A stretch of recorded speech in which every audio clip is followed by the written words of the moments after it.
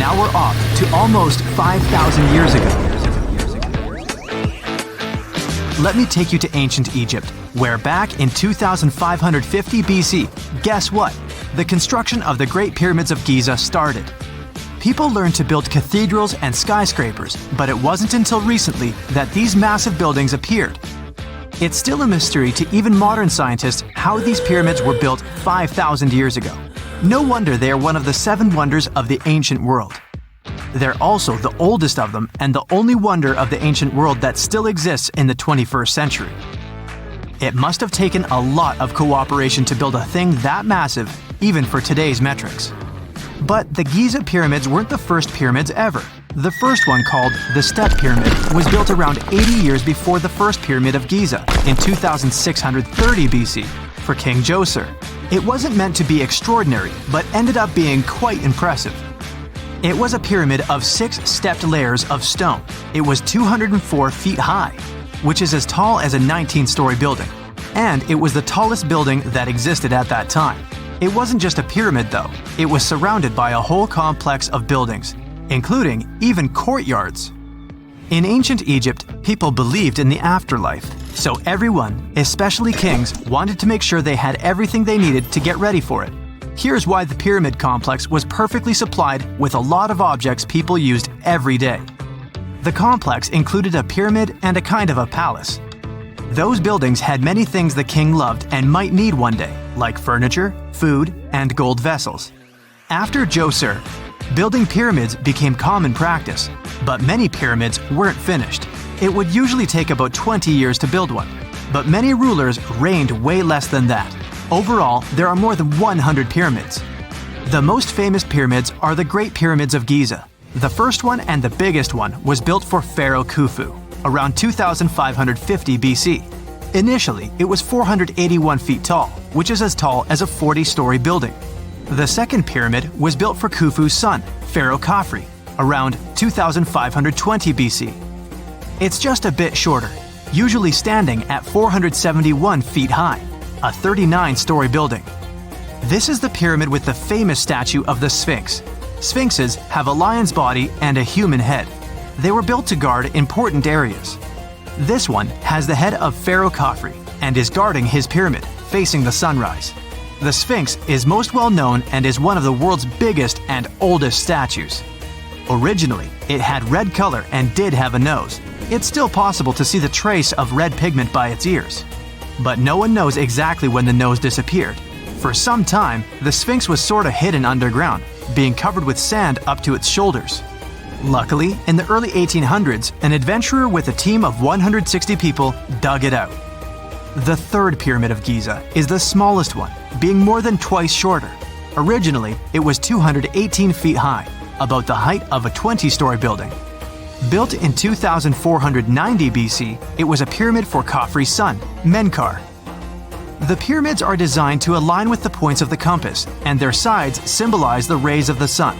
But back at the time, there were no compasses. Ancient Egyptians figured out the directions themselves, and with amazing precision.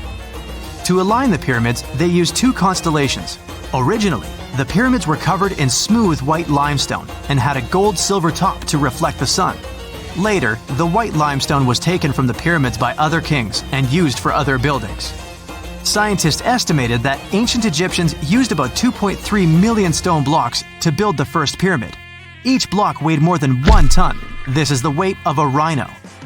Some blocks were even bigger, being almost as heavy as an elephant. 4.5 millennium ago, there was no modern equipment to help build it. There were no machines, no wheels, and even no steel. The only metal available to them was copper. Even today, scientists aren't sure how the Egyptians managed to build the pyramids. There are no records left that would shed light on it. Some even think that Egyptians wanted to keep it as their secret and didn't even record it on purpose. Many believe that poor people and foreigners built the pyramids, but it's not true. Actually, the builders were very skilled workers, and they were fed and paid well.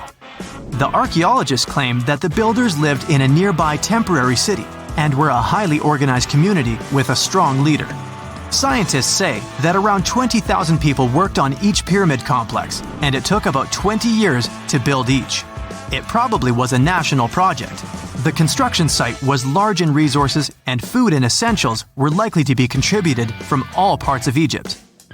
Even with all that support, it remains unclear how people managed to cut, transport, and assemble those huge stones. One of the theories suggests the stones were most likely transported on boats down the Nile River.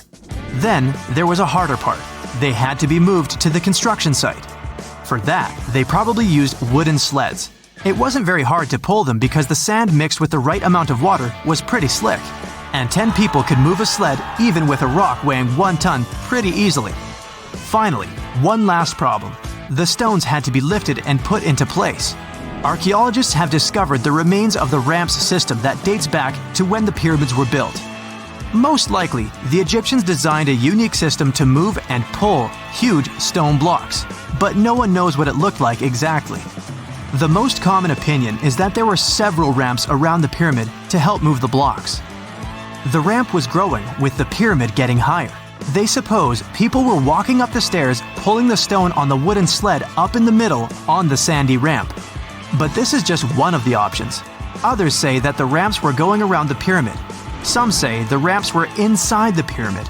But we'll never know for sure, and it'll forever remain a mystery, just like the ancient Egyptians wanted. Surprisingly, there's not much inside the pyramids. Most of it is just solid stone with very little open space. But let's take a quick look inside the biggest of the pyramids of Giza.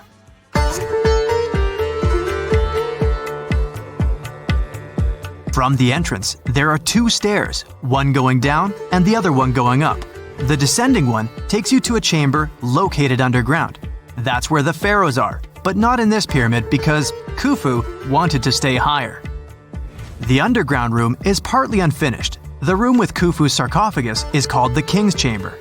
It's upstairs and then through the tall and long Grand Gallery. Below the King's Chamber, there's a room called the Queen's Chamber. There are no queens though, and no one is sure why the room is called this. Unfortunately, none of these have any hieroglyphs on the wall. They're just bare. If you want to see them, you should go to the other rooms that are decorated. Those pieces of art are depictions of ancient Egypt's culture and daily life. The texts allow researchers to study their language and grammar. Sadly, the treasures that once were here in the pyramid are long stolen. From that room, there are several tunnels for an unknown purpose. There are many tunnels and passages inside the pyramids. There are many chambers and shafts and secret ways. Scientists have been sending little robots with cameras there for some decades already. And the robots did discover another chamber a bit upstairs with hieroglyphs on the walls. But even today, much of the pyramids is still unknown, and there's no so-called building plan of the pyramids. Egyptians did create a mystery no one can crack for 4,500 years already. Scientists recently started to X-ray the pyramid to learn what's inside it without entering it and its narrow, mysterious tunnels. This just in, the world's oldest pyramid was built during the last ice age. And I'm not even talking about Egypt. I'm saying our ancestors might have spewed a 27,000-year-old pyramid in West Java. Gunung Padang is not exactly shouting pyramid. It's more of a mound with huge scattered stones tossed all over it. But local people seem to revere it, and they have for centuries. It wasn't until recently that the Indonesian authorities decided to excavate a bit deeper to see what all the fuss was about. They ended up finding the remains of a human settlement. It was rather unexpected, since the mound is pretty high up.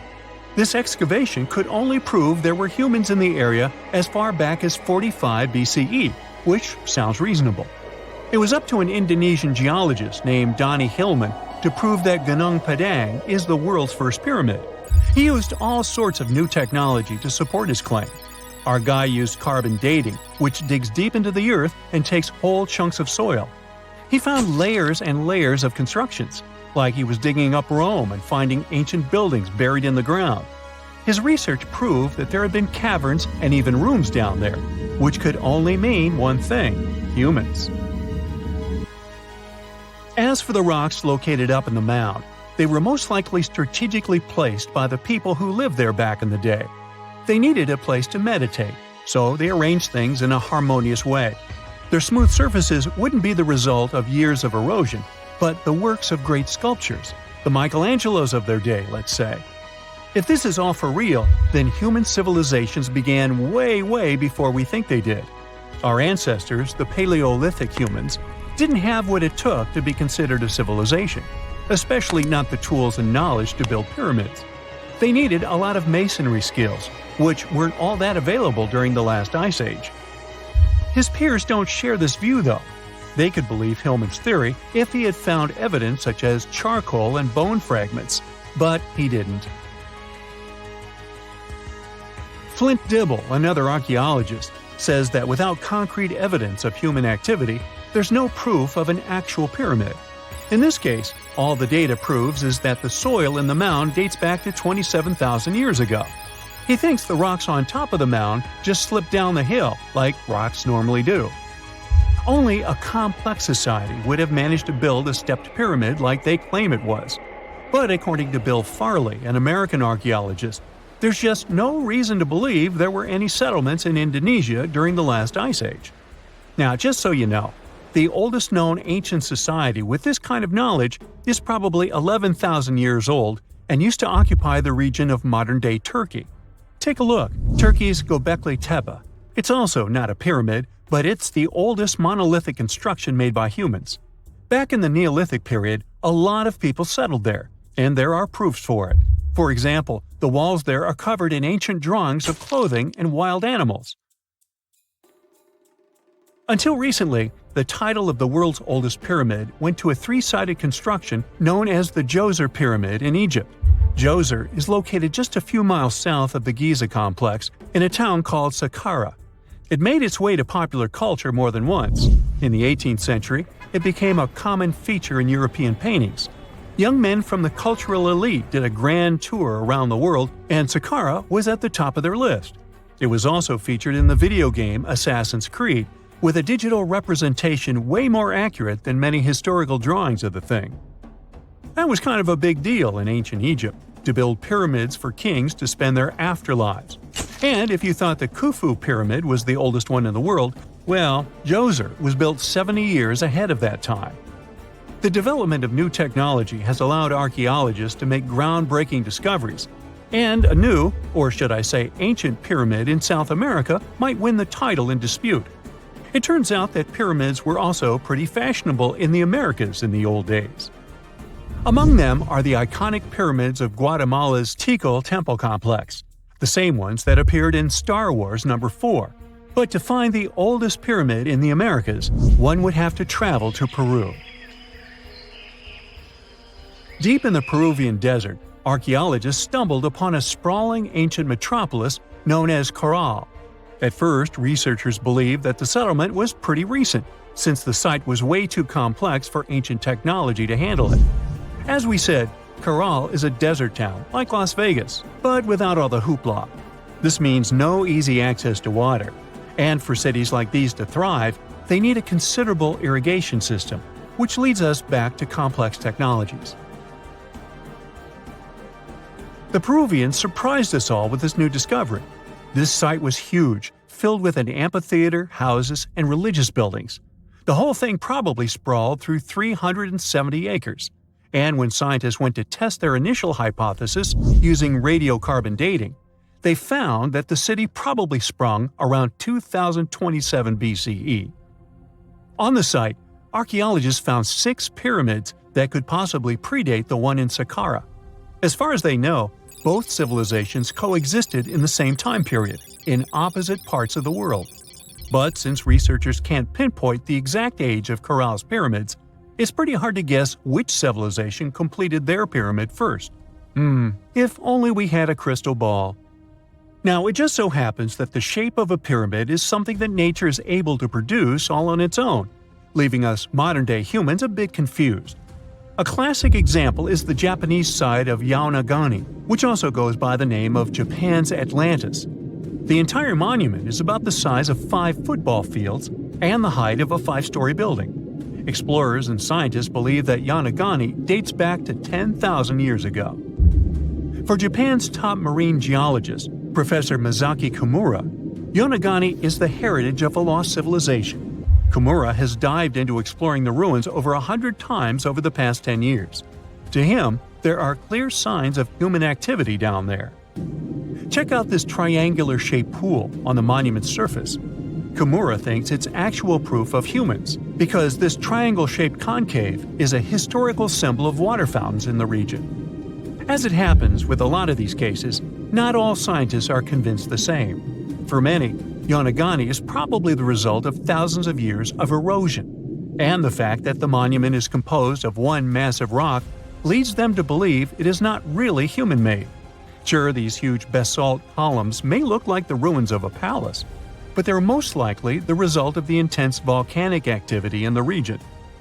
And speaking of natural formations that really look like a human made it, a pyramid on Mars has been a hot topic lately.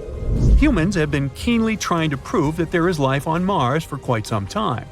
But some are stretching it really far, saying that little green or gray people built a pyramid on the planet to try and build their own civilization. This picture was taken over a decade ago by the Mars Reconnaissance Orbiter, the MRO, but it started to resurface recently. It shows what looks like a three-sided pyramid. Some people claim that the smooth side of the pyramid could only be the effect of otherworldly work. Then science comes along and explains that Mars is home to one of the deepest canyon systems in the whole solar system. The so-called pyramid is located in what is known as the Kandor-Chasma region. This Martian region has a bunch of similar formations that are nothing more than the result of erosion. Nothing supernatural going on there, apparently. The story goes that two Mayan twin boys loved to play ball. Sure, they were really good at it, but they also made a lot of noise when playing. The lords of the underworld soon became bothered by the sound and summoned the two boys to the underworld, a place the Mayans called Xibalba. As soon as the boys reached their gloomy destination, the lords of the underworld began putting them through a series of tests.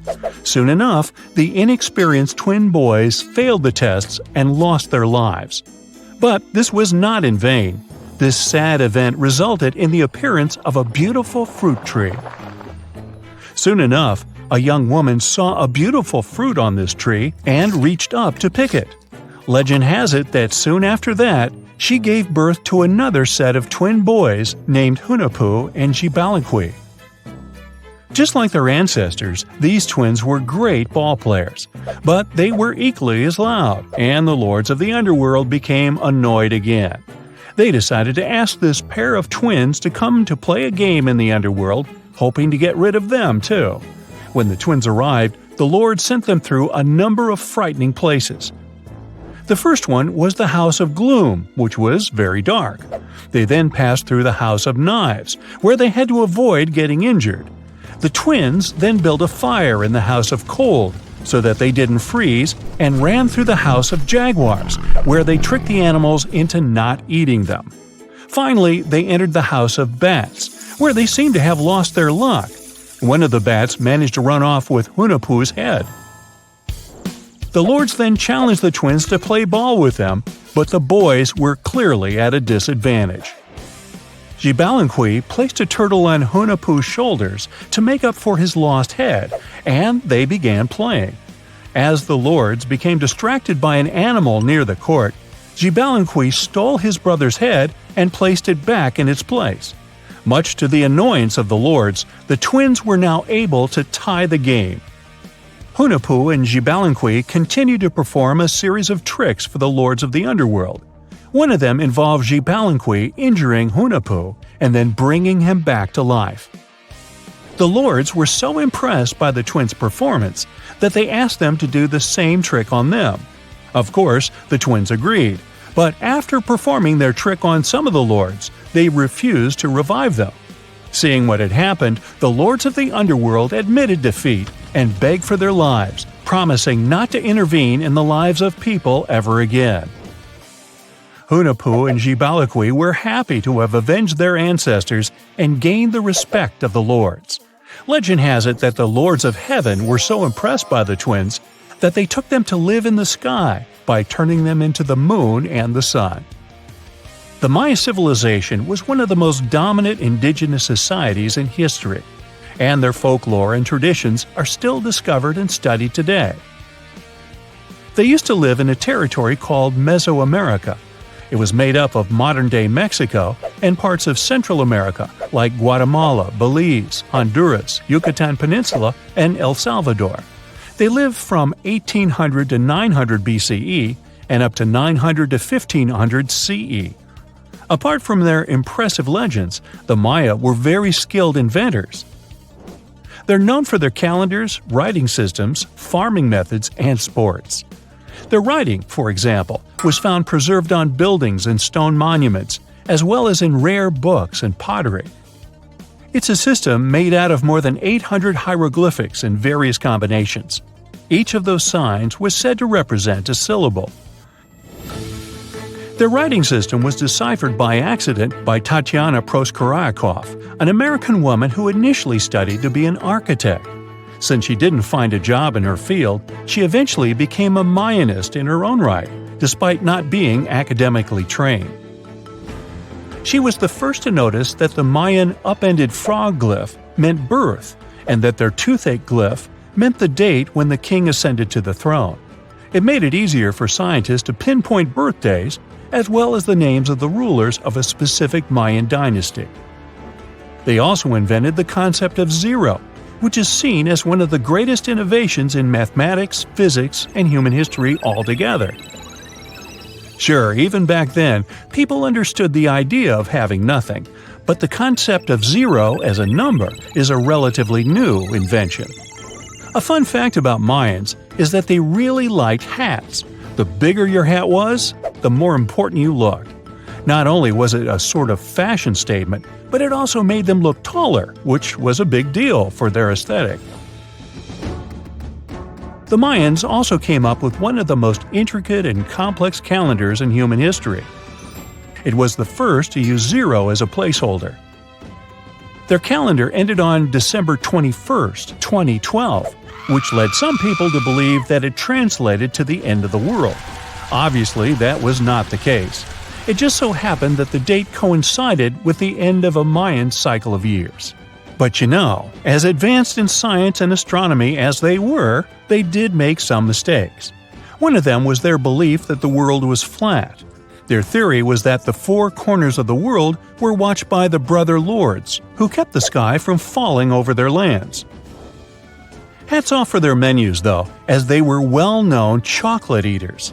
They turned eating chocolate into a form of art. The drink they made wasn't really like the hot chocolate we enjoy today, though. The recipe included mixing cacao with water, honey, chili pepper, cornmeal, and other ingredients to make a foamy, spicy drink. The ritual of drinking cacao was a crucial part of their celebrations. We're not done discovering all the amazing parts of their architecture and civilization. It was only a few years ago that a Maya pyramid was found at Tonina, in the Mexican state of Chiapas. It was estimated to be more than 1,000 years old. The reason why it escaped archaeologists for so long was that it lay hidden under what was believed to be a natural hill. The ruins of two Mayan cities have been recently discovered in the Mexican state of Campeche. Why didn't we find them until now? Well, they were concealed by really thick vegetation, which made it difficult for archaeologists to reach them. The Mayans didn't just disappear. Their descendants are still around today, many of them choosing to live in their ancestral homelands. You can find them in Guatemala, for example, where the Maya people make up the majority of the population. Overall, the Maya ethnic group contains people that speak different Mayan languages, such as Yucatec, Quiche, Quechua, or Mopan. They had no idea what a spa day was, but the Mayans really enjoyed a nice sweat once in a while.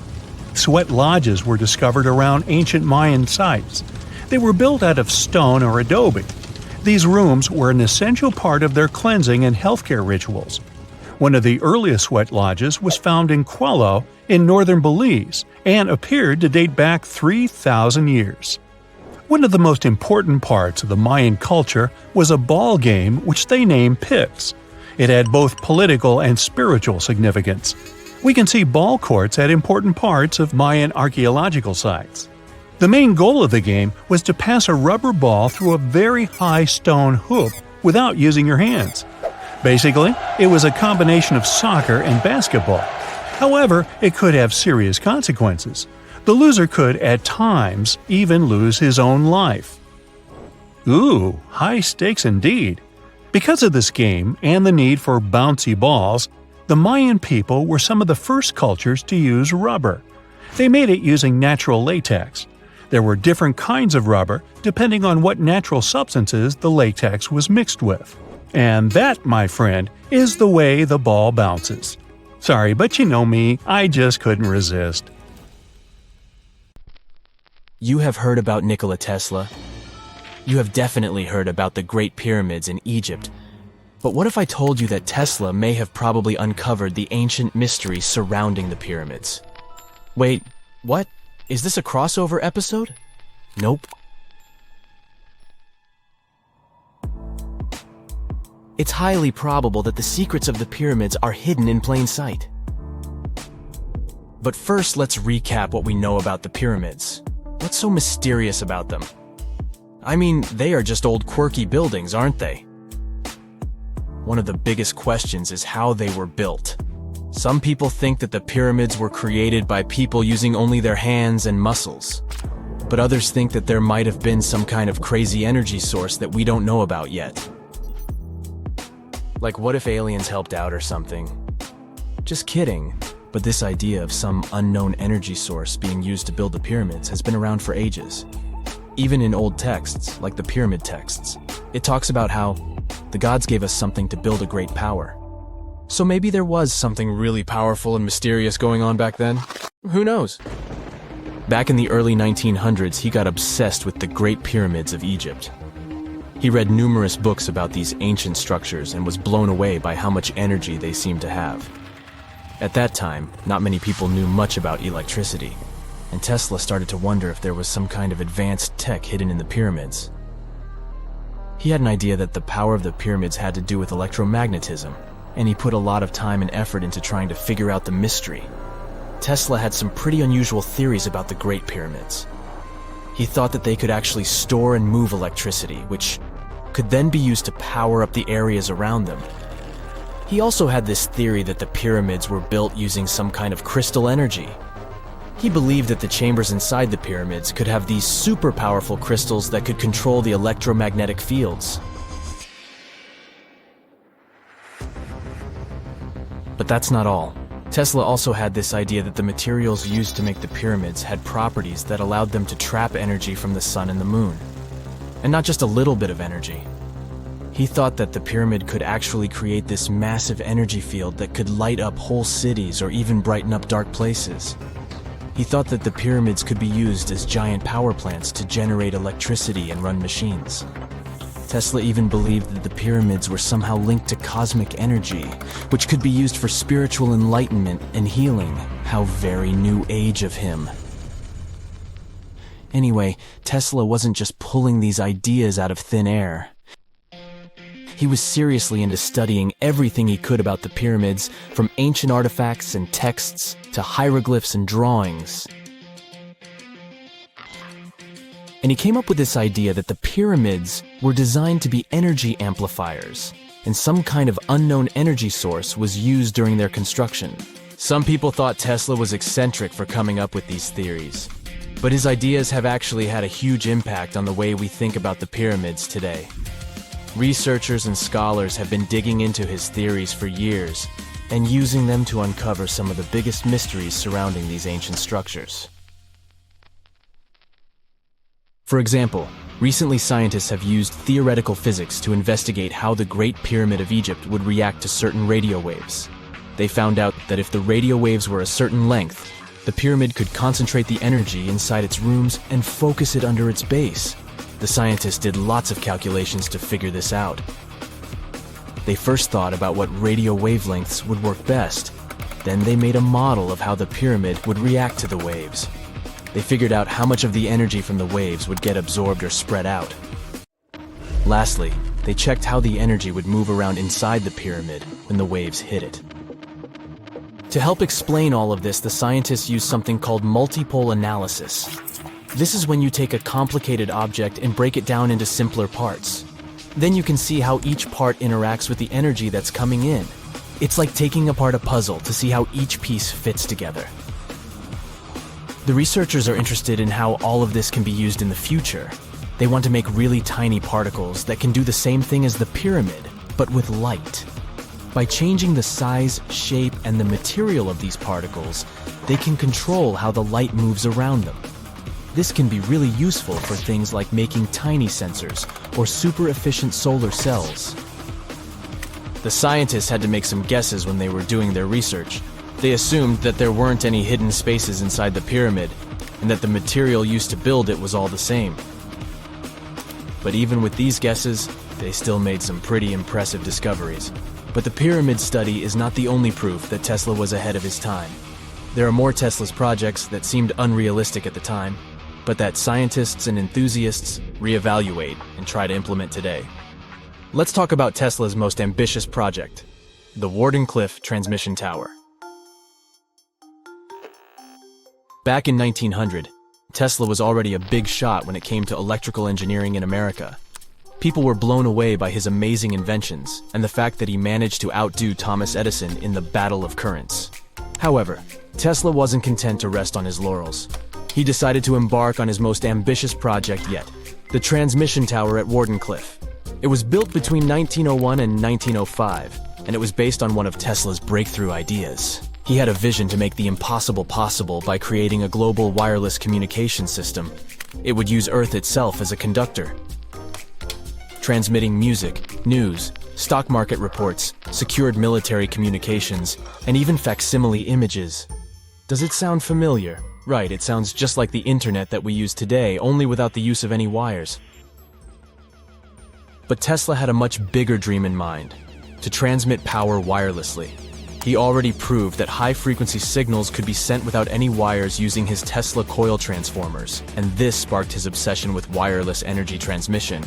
His vision was to not only transform the way we communicate, but also to find a way to transfer power currents globally by tapping into the Earth's natural energy. Tesla believed that there was an abundance of free energy all around us that could be used for humanity's benefit. In 1899, he conducted some top-secret experiments and got convinced that it was possible to transmit electrical power through the Earth's upper atmosphere. This is actually how the Warden Cliffe Tower was created. It was supposed to be the prototype station for a network of towers all over the globe that would provide the whole world with wireless energy. Unfortunately, Tesla didn't have the resources or the patience of his investors to bring this project to fruition. It ran into all sorts of financial problems and roadblocks, and in 1917, the unfinished tower was finally torn down for scrap metal to pay off Tesla's mounting debts. Now it remains a sad reminder that even the greatest minds can sometimes fall short of their dreams. The original red brick laboratory, however, is still there, and it is the only Tesla lab that has survived. Fun fact, in 2017, a film crew made a crazy discovery. They used ground-penetrating radar to explore the area around Warden Cliffe, and they found a whole series of tunnels stretching for hundreds of feet underneath the site. Nobody knows exactly what these tunnels were used for, but people have been speculating for years that they were part of Tesla's grand plan. Warden Cliffe, of course, is a major landmark for Tesla enthusiasts from all over the world. Who knows? Maybe someone will finally crack the mystery of the tunnels one day. But even if they don't, the legacy of Tesla and his amazing ideas lives on. Imagine working 7 days a week on a large-scale construction site. You, along with thousands of others, carry millions of stone blocks and put them on top of each other according to a complex system. You work without modern construction equipment. You have no air conditioning or constant access to water. It's so hot outside that you can fry eggs on the road. You've been building the pyramid for decades, and now, when it's finally done, you enjoy the result of the colossal work of thousands of people. You're looking at a giant cultural monument of global value that will freeze in time and amaze people for tens of thousands of years. A few thousand years have passed. People in the 21st century see the pyramids and are like, "Wow, I can't believe humans have built this." Yeah, the people who built the pyramids wouldn't have appreciated such a theory. But actually, there are reasons to believe that people built it using some fantastic technology. From the outside, it seems the Great Pyramids are just big triangles of stone. People just put some heavy blocks on top of each other, and that's it. In fact, the design seems too perfect to be true. The pyramid consists of more than 2 million blocks. They lay so close to each other and are so even that you couldn't squeeze even a thin sheet of paper between them. Scientists still can't figure out the exact technology for building the Egyptian pyramids. One of the biggest and most famous is the Great Pyramid of Giza. This huge construction, well known all over the world, has one big secret. There should be a capstone on top of the pyramid. It's a triangular-shaped stone block, a small pyramid on top of a huge one. It's also called a pyramidion. The builders of ancient Egypt made it out of granite and limestone and covered it with gold. No records or old drawings prove that there was a pyramidion at the top of the Great Pyramid of Giza. But there's another ancient Egyptian structure with such a triangle, the Red Pyramid. It was built before the Great One, and its capstone has survived to this day. Archaeologists have found and reconstructed it. But where could the capstone of the Great Pyramid be? It's a mystery that still has no answer. Some are sure that some thieves have stolen it from the top. Maybe they just climbed up and pushed the pyramidion down. It makes perfect sense. The capstone was probably the most valuable element of the pyramid. Many scientists and archaeologists still don't know its exact purpose. Some believe that this peak covered with gold glorified the pharaohs. The capstone reflected moonlight at night and illuminated the entire space around it. During the day, the capstone reflected sunlight with its shiny surface. You could have noticed it from afar. The top of the pyramid was a kind of guiding star for lost travelers. All other stone blocks of the pyramid consist of limestone. People polished them to make them look shiny. In the past, they were even glowing and reflected light. You could see glowing pyramids from space, although they looked like tiny lights. Over thousands of years, winds, sandstorms, and rains have changed the pyramid's appearance. If people had taken care of them all this time, they would have looked like something out of science fiction movies, or the pyramids from Las Vegas. But unfortunately, we will never see their original appearance. Some archaeologists and scientists believe that the capstone could absorb the sun's energy and distribute it evenly throughout the pyramid.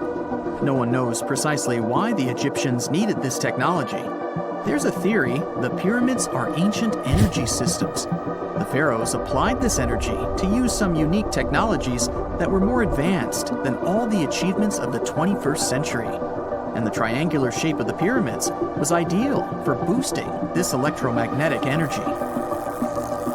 In theory, solar radiation, or electromagnetic forces, accumulated at the top of the pyramid, filled the inner rooms, and then went down the walls to the base. Any surface distortion could prevent the flow from spreading, so they had to create a perfectly smooth surface. That's why they installed the blocks so that nobody could squeeze a needle or razor blade between them. Many people believe in this theory because they built the pyramids from limestone. This material can hold energy inside itself. In the inner part, they created granite deposits to cause air ionization, that is, to create an electric charge. They also dug channels under the pyramid for water to transmit electricity. And at the top, they put a gold capstone, the best conductor of electricity. So, this is how you get a great power generator. Different cultures used similar technologies to create electricity all over the world. But these are all theories.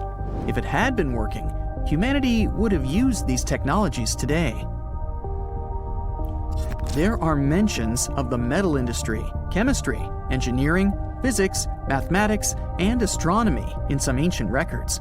Most scientists don't believe in all these things. We know the detailed stages of the technology's development in different cultures. In the 21st century, scientists, historians, and anthropologists can track the evolution of all modern devices. If people had created some technological inventions in ancient times, the history of the world would have looked different. Perhaps all the achievements of antiquity could have been wiped off the face of the earth by global cataclysms, and it can happen to us. Just imagine how people would dig up a laptop in 5,000 years. Perhaps they wouldn't understand what kind of device it is. Another Egyptian wonder surrounded by mystery is the statue of the Sphinx. The Egyptians carved it out of a single massive piece of limestone about 4.5 thousand years ago. But scientists still don't know the exact date of its construction or who built it. People painted the Sphinx in different colors, so it looked much brighter and more vivid in the distant past. It was shining just like the Great Pyramids. Anyway, time hasn't only changed its appearance, but its name too. Initially, the Egyptians called it Hor-Mekhet. The Greeks renamed it the Sphinx about a few hundred years after it had been built. The Sphinx emphasized the greatness of the rulers of Egypt. It also performed a symbolic function of a watchdog guarding the tomb of the pharaoh and the paths leading to it. This version sounds realistic, since archaeologists have discovered many secret entrances at the foot of the Sphinx. Perhaps these rooms and intricate tunnels lead to underground halls with treasures. And treasures don't always mean gold and jewelry. According to legends and theories, the Sphinx guards the Hall of Records, the storage of all humankind's knowledge. The information about the ancient mythical state of Atlantis could be there. You can find many detailed maps of the internal dungeons of the Sphinx on the internet. They show structures 12 stories deep under the statue. It looks like a small city filled with gold, scrolls of knowledge, and various ancient artifacts. But don't believe all these maps. These are just theories. Several thousand years have passed, but people have very little information about it. Archaeologists know that there are still many strange and exciting things about the Sphinx that are still undiscovered. Some locals are afraid to research because they believe they can awaken something terrible from the underground depths. Therefore, it's mostly scientists from other countries who conduct the excavations.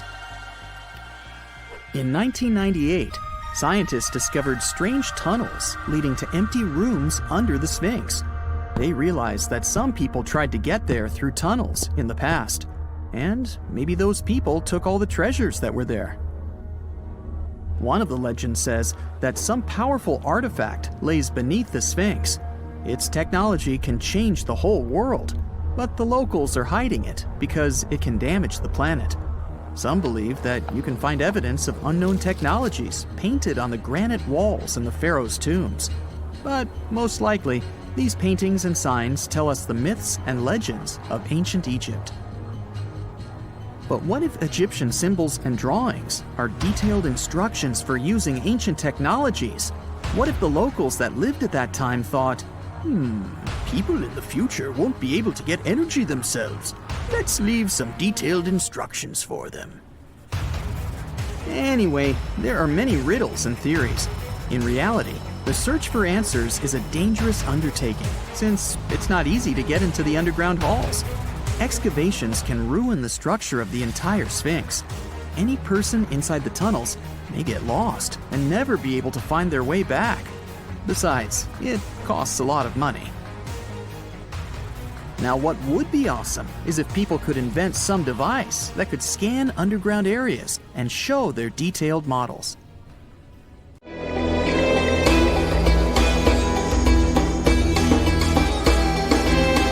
The Great Pyramid was created as the final resting place of ancient Egyptian monarch Khufu. According to legend, French leader Napoleon entered the Great Pyramid and came back out looking shaken and super pale.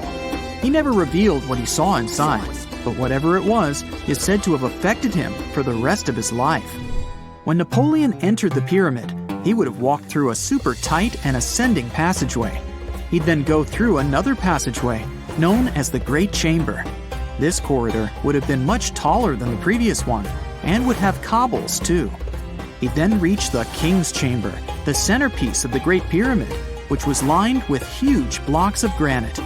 But it wouldn't have looked as grand as we might imagine. There are no hieroglyphics decorating its walls, as Egyptians only began decorating the burial chambers of pyramids much later on. The pharaoh's tombs deep inside the pyramid would have also been filled with treasures, from chunks of gold to the world's most expensive jewelry. But this would have all been looted a long time ago. The only thing that probably would have been left in there would have been a huge sarcophagus, which would have once contained the king's mummy. He'd also have to walk past the queen's chamber. This room most likely didn't hold any queens though, as pyramids were usually only built for one person. There are mysterious tunnels leading from here. To this day, no one is really sure what they're there for. And that's not the only mysterious and creepy thing Napoleon may have encountered, as stories of pharaohs leaving ancient curses on pyramids go way back. Many pyramids had warnings written on the outside, telling of horrifying things that would happen to those who entered and disturbed the peace. We might not know what exactly Napoleon found in the Great Pyramid that scared him so much, but we know for sure what was found in Tutankhamun's tomb. Tutankhamun was an ancient Egyptian pharaoh who was only 8 or 9 years old when he took to the throne. He became a cultural phenomenon when his tomb was discovered almost completely intact in 1922. His pyramid sits in the Valley of Kings in Thebes, modern Luxor, which is in Egypt. Unlike the Great Pyramid, Tutankhamun's tomb was covered in beautiful wall decorations. The walls told the story of how he would travel to the afterlife through the underworld. Egyptians believed all people would have to take this journey, so they would fill their tombs with objects and paintings to help them get there. There'd also be spells painted on the walls. They believed this would help people pass over to the next realm. The journey would be pretty long, and for that reason, the ancient Egyptians would also fill the pyramids with food. Tutankhamun's pyramid was filled with 8 fruit baskets. They even found something called gingerbread fruit in there. The rooms were jam-packed with furniture, statues, clothes, and staffs, amongst a whole bunch of other things. You'd likely find a lot of clothes and expensive jewelry in the pyramids as well. The ancient Egyptians wanted their ancestors to travel in style to the afterlife. They put Tutankhamun in his final resting place with over 50 pieces of clothing, all of the highest quality. There were tunics, scarves, gloves, and headdresses, and a ton of jewelry. Bracelets, pendants, necklaces, rings, and scarabs for protection were all found inside. Each of them was made of gold or precious stones.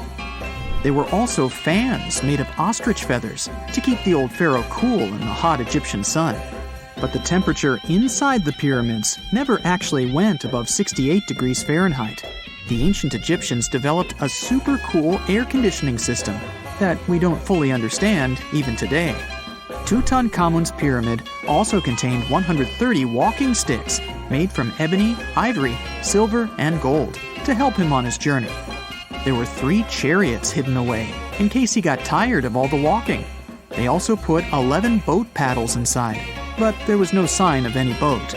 The pyramids would be littered with the pharaoh's favorite scents and perfumes. During the excavation of Tutankhamun's pyramid, it quickly became clear that it had been robbed during ancient times. There was damage to doors and traces of oils left in empty jars. It looks like someone raided the pyramid for gold and the scents, perfumes, and oils that had been left for King Tut. There was still a bit of perfume, which was made from coconut oil and frankincense, left in one bottle.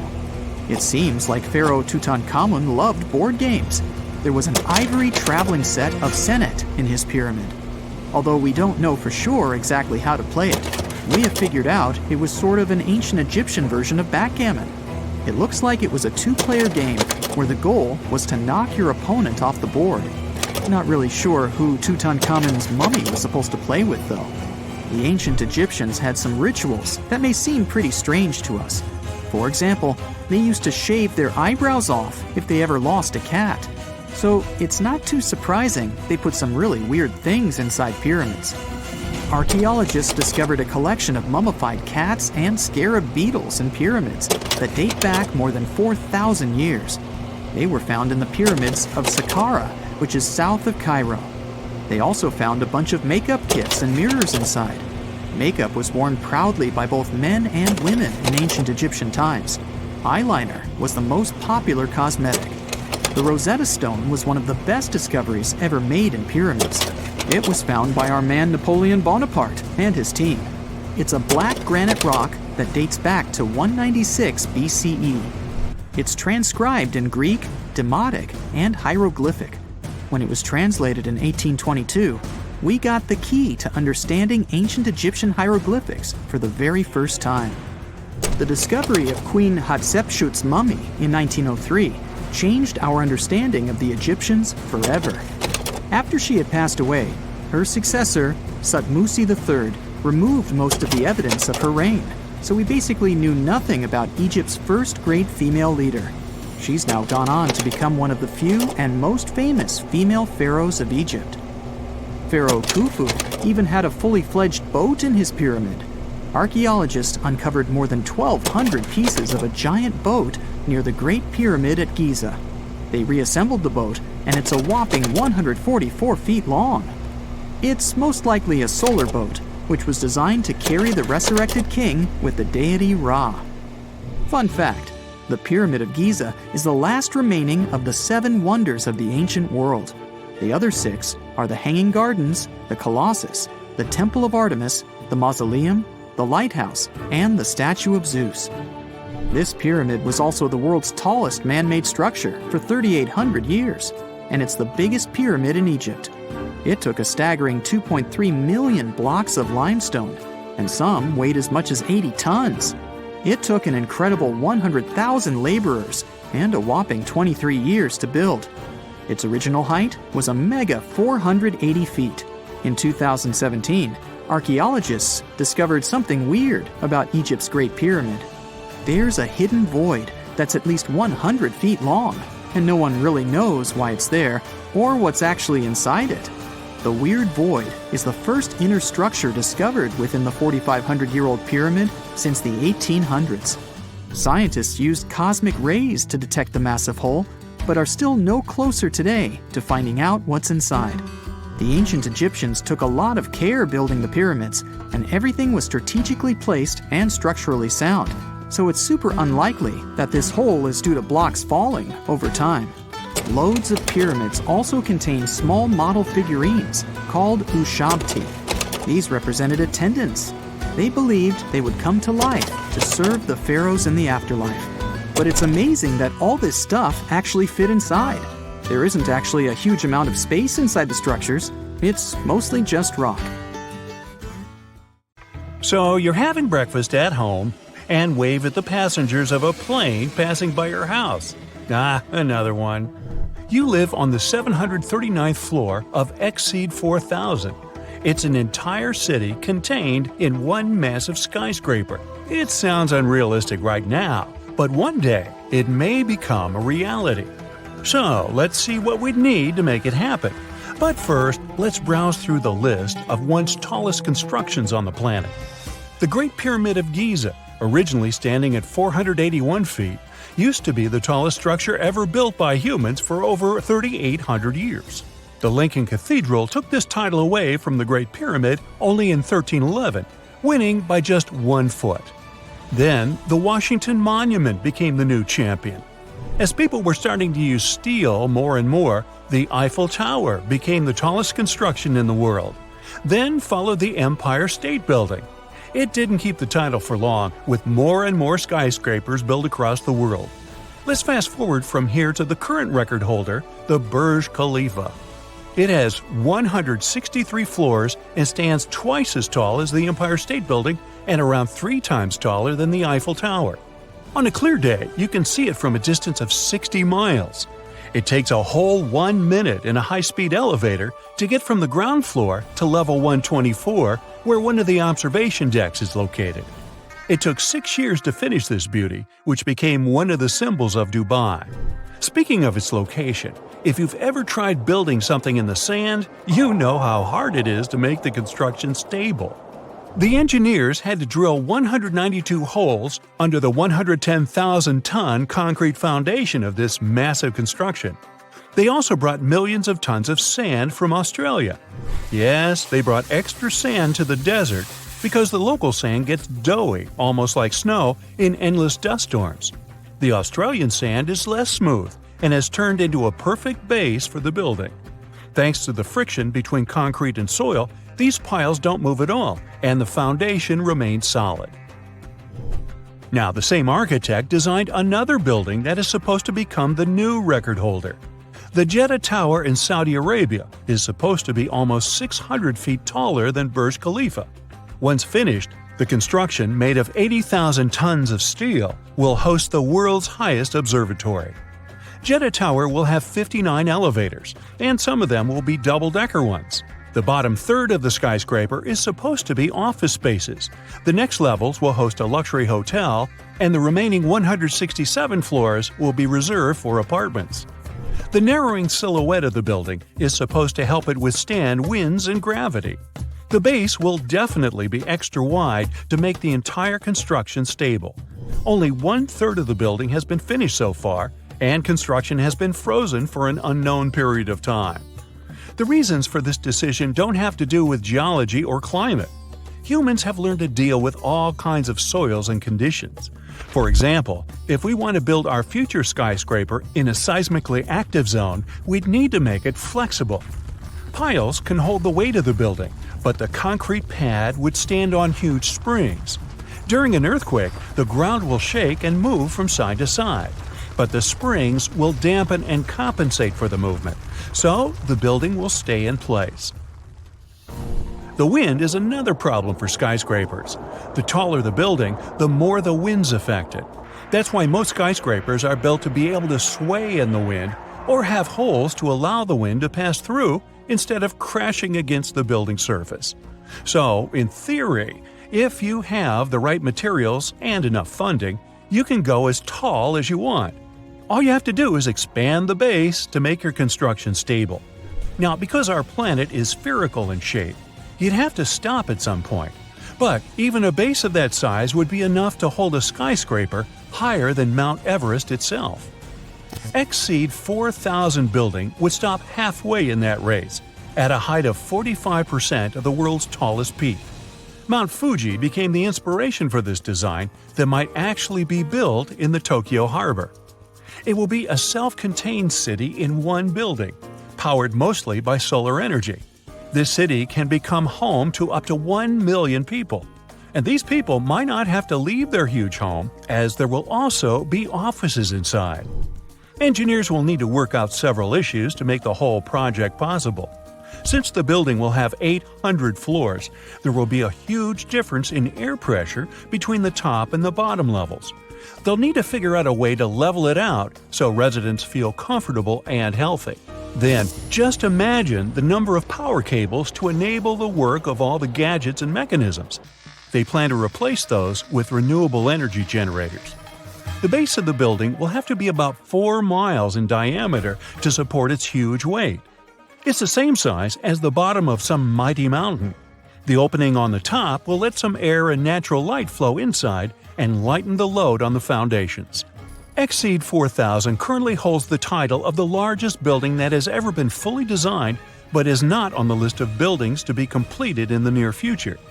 Engineers don't rule out that with new materials and design innovations, it may be technically possible, but it would cost a lot of money. Another ambitious project that is so far just a concept is a 12.4-mile skyscraper. That's 24 Burj Khalifas put on top of each other. Wow! Science fiction author Neil Stephenson, who developed the project, suggested using this skyscraper as a liftoff ground for rockets. The author studied physics before taking up science fiction, so the project could be realistic with the right high-grade steel. Stephenson claimed it would be the cheapest way to launch rockets into space. The engineers would also have to take care of the winds that get pretty intense at a height like this. Speaking of space travel, we might not even need rockets to go up there in the not-too-distant future. The space elevator could take humans up to an altitude of 22,000 miles from the Earth's surface. The idea is actually nearly 150 years old. Both NASA and researchers from different countries agree we're now pretty close to its realization. Some construction companies claim they can build it by 2045. The first big step towards that goal is to test how an elevator would act in space. It will be a unique experiment, and a mini elevator used in it will be a prototype of the future grand project. Scientists are trying to find the right material to replace the regular cable. It would need to extend for tens of thousands of miles and would be too heavy for the future construction. It looks like an ultra-strong material known as graphene could do the job. Testing and building the elevator fit for space and a cable strong enough to hold it is one side of the story. Another problem is space debris, those pieces of rockets and spacecraft orbiting the Earth that could damage the construction if they run into it. But since many bright minds are working to solve this problem, we can be optimistic about it and expect the first launch several years from now. It will open up a whole new era of space exploration, as going up there will become a matter of pushing just one button. Woohoo!